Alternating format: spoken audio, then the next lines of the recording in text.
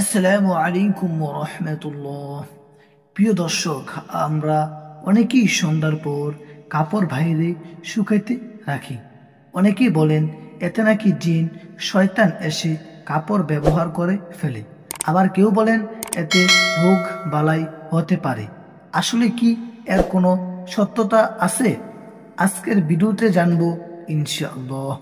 ইসলামের আলোকে রাসূলুল্লাহ সাল্লাল্লাহু আলাইহি ওয়াসাল্লাম বলেছেন, যখন রাত নামে তোমরা তোমাদের সন্তান ও গৃহপালিত পশুদের ঘরে নিয়ে আসবে এবং দরজা জানালা বন্ধ করবে, কারণ এই সময় শয়তান ছড়িয়ে পড়ে।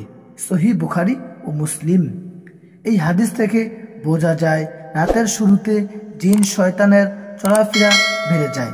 তাই কাপড় বাহিরে ফেলে রাখলে শয়তান বা অশরীরী শক্তির সংস্পর্শের সম্ভাবনা দেখা যায়। কাপড় বাহিরে রাখলে কি ক্ষতি হতে পারে? 1. কাপড়ে অশরীরী সংস্পর্শ হতে পারে। 2. রোগ বালাই বা অশান্তি ঢুকে যেতে পারে। 3.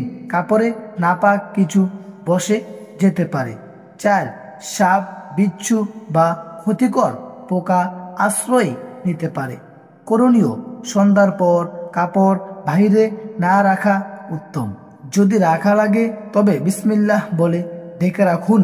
রাতে ঘুমানোর আগে কাপড় ভিতরে নিয়ে আসুন আর আল্লাহর কাছে হেফাজতের দোয়া করুন। প্রিয় ভাই ও বোনেরা, ইসলাম আমাদের জীবনের প্রতিটি বিষয়ে নির্দেশনা দিয়েছে।